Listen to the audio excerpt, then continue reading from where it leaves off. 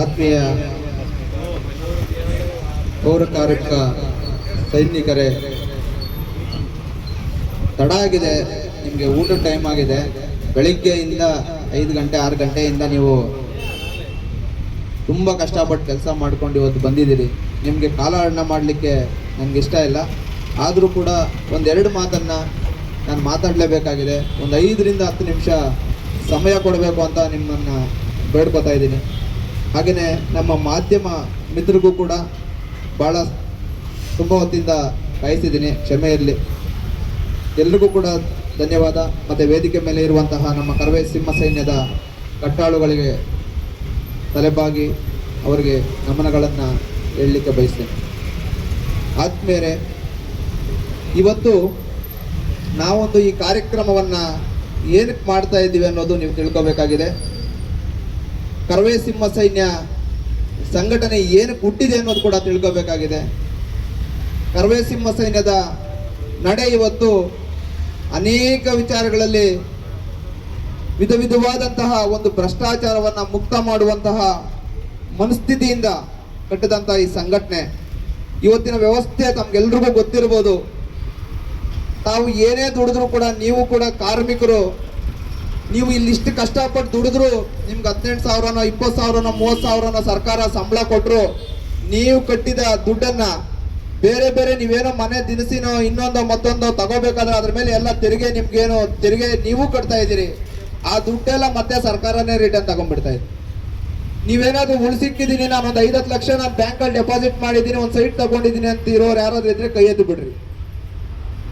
ಆಗುತ್ತಾ? ನಿಮ್ಮ ಬಗ್ಗೆ ಯಾರಾದ್ರೂ ತಲೆ ಕೆಡಿಸ್ಕೊಂಡಿದಾರಾ? ನಾನು ರಾಜಕಾರಣಿಗಳ ಬಗ್ಗೆ ಮಾತಾಡಕ್ ಹೋಗಲ್ಲ. ಯಾರು ಅಂತ ಉತ್ತಮ ರಾಜಕಾರಣಿ ನಮ್ಮ ಕರ್ನಾಟಕದಲ್ಲಿ ಇಲ್ಲ. ಬಡವರ ಪರವಾಗಿರೋ ಅಂತ ರಾಜಕಾರಣಿಗಳು ಯಾರಿಲ್ಲ. ನಿಮ್ಮ ಹೊಟ್ಟೆ ತುಂಬಿಸುವಂತ ರಾಜಕಾರಣಿಗಳು ಯಾರಿಲ್ಲ. ಅಂತ ಸರ್ಕಾರ ಕೂಡ ಯಾವುದಿಲ್ಲ, ಯಾವ ಪಕ್ಷನೂ ಇಲ್ಲ. ನಾನು ಯಾವ ಪಕ್ಷದ ಬಗೀಟೂ ಅಲ್ಲ. ನಾನೊಬ್ಬ ಪ್ರಾಮಾಣಿಕ ಇದ್ದೇನೆ. ನಾನು ಕೂಡ ರೈತನಾಗಿ ಹೊಲದಲ್ಲಿ ಮೈ ಬಗ್ಸಿ ಕೆಲಸ ಮಾಡಿ ಎಲ್ಲ ಥರದ ಕಾರ್ಮಿಕರ ಕಷ್ಟನೂ ನಾನು ಕೆಲಸ ಮಾಡಿರೋದ್ರಿಂದ ನಿಮ್ಮ ಕಷ್ಟ ನನಗೆ ಅರ್ಥ ಆಗಿದೆ. ಅದಕ್ಕಾಗಿ ನಿಮಗೋಸ್ಕರ ನಾನು ಧ್ವನಿ ಎತ್ತಬೇಕು, ನಿಮ್ಮ ಪರವಾಗಿ ನಾನು ನಿಲ್ಲಬೇಕು, ನಿಮಗೋಸ್ಕರ ಇರಬೇಕು ಅನ್ನೋಂಥ ಒಂದು ಮನಸ್ಥಿತಿಯಿಂದ ನಾವಿವತ್ತು ವಿಧಿ ಇಲ್ಲ, ನಿಮ್ಮ ಕೈಲಿ ಕೆಲಸ ಮಾಡಿಲ್ಲ ಅಂದರೆ ಇವತ್ತು ನಾನು ಯಾರನ್ನ ಕೇಳಬೇಕು? ಸ್ವಚ್ಛ ಭಾರತ ಅಂತಾರೆ, ಅವರೇ ಪೇಪರ್ ಹಾಕ್ತಾರೆ, ಫೋಟೋ ಶೂಟ್ ಮಾಡಿ ಅವರೇ ಪೇಪರ್ ಹಾಕೋತಾರೆ.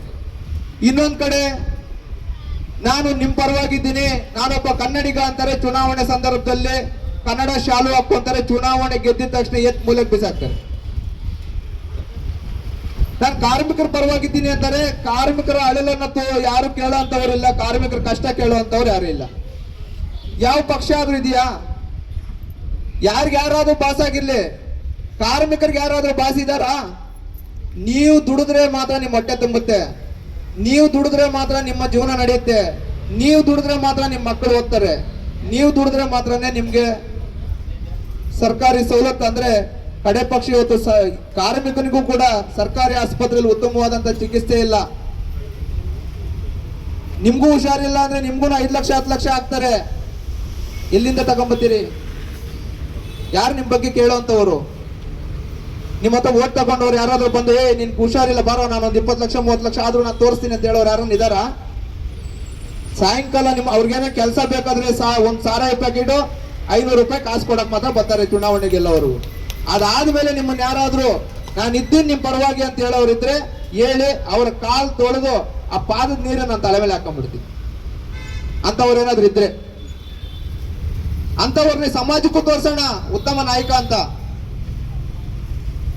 ಇವತ್ತು ನಿಮ್ಮನ್ನೆಲ್ಲ ಕರೆಸಿರೋ ಉದ್ದೇಶ ಏನಂದ್ರೆ, ಈ ವ್ಯವಸ್ಥೆನ ಬದಲಾಯಿಸಬೇಕು ಅಂದ್ರೆ ಕರ್ನಾಟಕ ರಕ್ಷಣಾ ವೇದಿಕೆ ಸಿಂಹ ಸೈನ್ಯ ನಮ್ಮ ನಡೆ ಸ್ವಚ್ಛತೆಯ ಕಡೆ ಅನ್ನೋ ಒಂದು ಅಭಿಯಾನವನ್ನ ಮಾಡ್ತಾ ಇದೆ.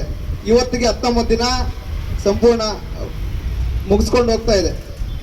ಮತ್ತೊಂದು ಕಡೆ ಭ್ರಷ್ಟಾಚಾರ ಮುಕ್ತ, ಇನ್ನೊಂದು ಕಡೆ ಲಂಚ ಮುಕ್ತ. ಇವು ಮೂರು ಕೂಡ ಈ ಸಮಾಜದಲ್ಲಿ ಯಾರ ಕೈಯಲ್ಲೂ ಬಗೆಹರಿಸಕ್ ಆಗೋದೇ ಇಲ್ಲ ಅನ್ನೋಂಥ ನಿರ್ಧಾರಕ್ಕೆ ಇಡೀ ನಮ್ಮ ರಾಜ್ಯ ಅಲ್ಲ ದೇಶನೇ ಇದು ಆಗೋದಿಲ್ಲ ಅನ್ನೋ ಒಂದು ನಿರ್ಧಾರಕ್ಕೆ ಬಂದ್ಬಿಟ್ಟಿದೆ. ಆದ್ರೆ ಇದು ಕೈಲಾದ ಮಟ್ಟಕ್ಕೆ ಮಾಡೇ ಮಾಡ್ತೀವಿ ಅಂತ ದೊಡ್ಡ ಮಟ್ಟದ ಅಭಿಯಾನವನ್ನ ಮಾಡ್ತಾ ಇರೋದು